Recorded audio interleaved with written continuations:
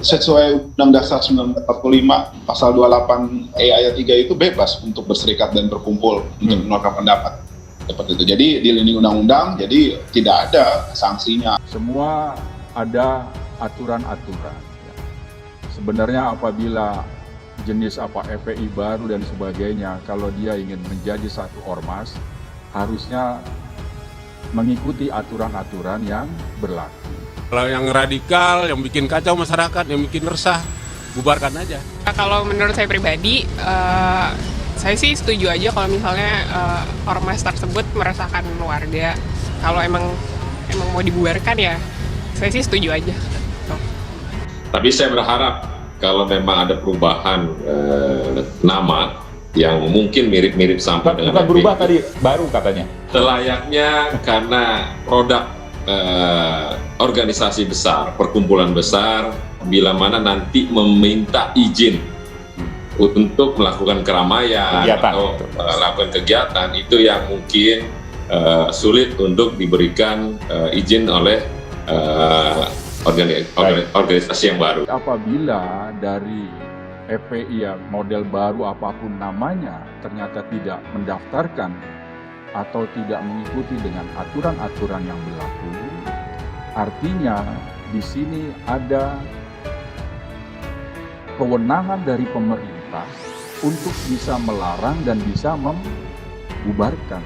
Tentunya ini pun bisa menjadi alasan daripada pemerintah untuk membubarkan atau melarang daripada kegiatan-kegiatan ormas yang tidak terdaftar.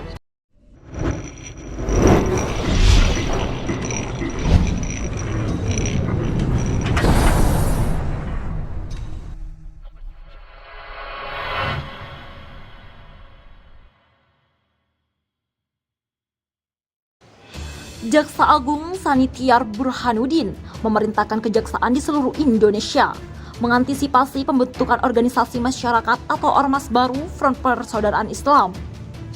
Pasca larangan dan pembubaran Front Pembela Islam atau FPI, Burhanuddin mengatakan perintah antisipasi tersebut salah satu dari 5 program prioritas umum pada 2021. Dari 5 program prioritas umum tersebut, 3 diantaranya terkait dengan pengawalan dan pengawasan pemulihan ekonomi nasional masa pandemi COVID-19 saat ini, serta pengawalan vaksinasi nasional, juga penerapan dan juga peningkatan protokol kesehatan. Pada angka 4 program prioritas umum tersebut menyangkut soal cipta kondisi pasca pelarangan Front Pembela Islam. Cipta kondisi tersebut menyangkut soal implementasi diterbitkan surat keputusan bersama atau SKB 6 menteri dan kepala badan terkait pelarangan FPI. Jaksa Agung Burhanuddin adalah salah satu pihak yang terlibat dan ikut menandatangani SKB tersebut bersama Kapolri, Mendagri, Menkominfo, Menkumham, serta Kepala BNPT. Lihat juga, saya Jaksa Agung minta kepada jajaran kejaksaan untuk mendeteksi dan mengantisipasi terhadap potensi respon para pendukung FPI baik di pusat dan daerah yang dapat mengancam serta mengganggu ketertiban dan ketentraman umum. Begitu kata Burhanuddin dalam rilis resmi Kejaksaan Agung yang diterima wartawan di Jakarta pada Rabu 6 Januari. Terkait cipta kondisi tersebut, Burhanuddin juga meminta para jaksa di seluruh Indonesia melakukan sosialisasi persuasif terhadap para anggota EKS FPI yang masih melakukan kegiatan organisasi. Terlebih pula mengantisipasi potensi dari dampak dengan adanya wacana deklarasi perubahan nama dari Front Pembela Islam menjadi Front Persatuan Islam, kata Burhanuddin. Jaksa Agung Burhanuddin juga meminta para jaksa di seluruh Indonesia tak segan dalam menjalankan ketegasan atas pelarangan seluruh kegiatan FPI maupun neo-FPI yang sudah dibubarkan. Penindakan secara tegas apabila masih ada jajaran maupun anggota FPI baik di pusat maupun di daerah yang masih aktif melakukan kegiatan organisasi. Begitulah kata Burhanuddin. Pasca penerbitan SKB pelarangan FPI, para petinggi ormas Islam itu mewacanakan pembentukan FPI baru, yakni Front Persaudaraan Islam. Di beberapa wilayah deklarasi pembentukan neo-FPI tersebut sudah mulai dilakukan oleh para simpatisan Habib Rizik Syihab selaku imam besar ormas itu. Akan tetapi, resentensi pemerintah pun otoritas keamanan menegaskan tetap akan menindak tegas setiap deklarasi pembentukan Front Persaudaraan Islam itu. Pakar Hukum Universitas Indonesia atau UI, Indrianto Seno Aji membongkar fakta Ormas Front Pembela Islam atau FPI, pimpinan Habib Rizik Syihab. Ia menegaskan FPI tak sesuai dengan konstitusi bila aktivitas dan kegiatan terdapat ditemukan substansi penerapan Islam secara kafah di bawah naungan Khilafah Islamiyah.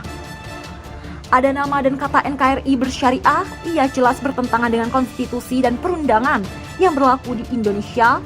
Begitulah ujar Indrianto di Jakarta Rabu 4 Januari. Menurut Indrianto, pelarangan kegiatan dan aktivitas FPI haruslah diartikan terhadap segala bentuk organ dan perubahannya, baik langsung ataupun tidak langsung dengan segala atribut maupun lambang organ dan perubahannya.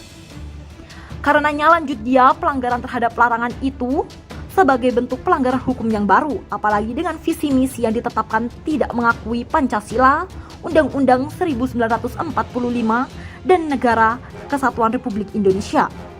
Ini tidak saja perlu pengawasan, tapi sudah berbentuk pembengkangan terhadap kekuasaan negara dan konstitusi yang sah, dan karenanya bila melanggar hukum harus ditindak tegas secara tegas. Begitulah ucap Indrianto. Dia menilai keputusan pemerintah melarang semua kegiatan, pengguna logo dan atribut Ormas Front Pembela Islam atau FPI tidak perlu menjadi polemik. Menurut dia, kebijakan tersebut sudah sesuai hukum. Ini persoalan hukum tata negara, hukum administrasi negara dengan dampak hukum pidana apabila dilakukan pelanggaran. Keputusan pemerintah melalui SKB memiliki legalitas yang dapat dipertanggungjawabkan secara hukum. Begitulah tutur Indrianto. Selain itu, pemerintah mencatat FPI banyak melanggar hukum. Sebanyak 35 anggota atau pengurus FPI terlibat terorisme, 206 anggota atau FPI terlibat tindak pidana umum lainnya. Pemerintah juga mengantongi bukti FPI mendukung ISIS. Pemimpin FPI Rizik Syihab tampak menggebu-gebu mengajak pengikutnya mendukung ISIS, yang terlihat alam video ditayangkan saat konferensi pers Kamis 31 Desember 2020 lalu. Polisi bubarkan konferensi pers FPI di Petamburan. Aparat gabungan dari Kepolisian RI dan TNI langsung melakukan razia terhadap seluruh atribut maupun simbol Ormas Front Pembela Islam yang berada di markasnya Petamburan 3, Jakarta Pusat. Razia tersebut dilakukan menyusul keputusan bersama Mendagri, Menkumham, Menkominfo, Jaksa Agung, Kapolri, dan Kepala BNPT terhadap pelarangan penggunaan atribut, simbol, serta penghentian kegiatan Front Pembelaan Islam di wilayah NKRI. Pantauan FIFA di Jalan Petamburan 3 yang merupakan markas FPI dan kediaman Imam Besar FPI Habib Rizik Syihab. Aparat TNI Polri yang dipimpin Kapolres Metro Jakarta Pusat Kombes Pol Heru Novianto dan Dandim Jakarta Pusat Kolonel Inf Lukman Arif meminta warga mencopoti seluruh atribut, spanduk maupun foto-foto Habib Rizik. Selain men-sweeping seluruh atribut FPI di Petamburan, aparat bersenjata laras panjang diterjunkan untuk mencegah rencana acara konferensi pers FPI di Petamburan pasca ormasnya dibubarkan pemerintah. Berdasarkan keputusan pemerintah, FPI dilarang untuk melakukan kegiatan dalam bentuk apapun. Tidak boleh ada konferensi pers. Mereka tidak boleh berkegiatan. FPI di seluruh Indonesia dibubarkan. Tidak ada atribut yang ditempel atau apapun. Kami datang ke sini tidak perlu ada pemberitahuan, karena sudah ada pemberitaan soal pengumuman SKB, kata Kapolres Jakarta Pusat Kombes Heru Novianto di Petamburan pada Rabu 30 Desember 2020. Sebelumnya beredar undangan bahwa FPI akan menyampaikan keterangan pers pasca pembubaran ormasnya oleh pemerintah sore ini, pukul 16 waktu Indonesia Barat, di markas FPI Jalan Petamburan 3. Belum sempat menggelar konferensi pers, polisi bersenjata sudah berada di lokasi dan melarang setiap kegiatan.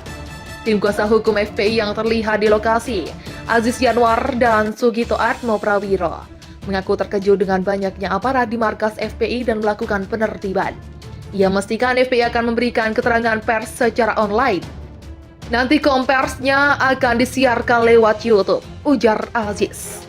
Sebelumnya, pemerintah melalui surat keputusan bersama Mendagri, Menkumham, Menkominfo, Jaksa Agung, Kapolri, dan Kepala BNPT resmi membubarkan Ormas Front Pembela Islam dan melarang kegiatan serta penggunaan semua atribut serta simbol-simbol FPI di seluruh wilayah NKRI. Itu dibacakan dalam konferensi pers bersama di Kementerian Polhukam, Rabu 30 Desember 2020. Mengingat organisasi ini dilarang, maka simbol dan aktivitasnya di Indonesia juga sudah tidak bisa dilaksanakan lagi.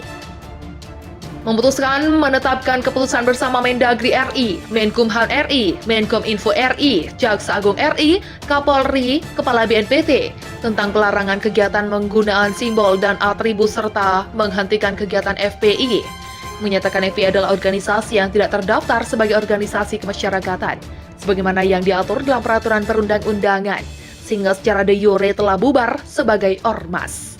Ujar Wakil Menkumham Edward Omar Syarif Hiyariyaj.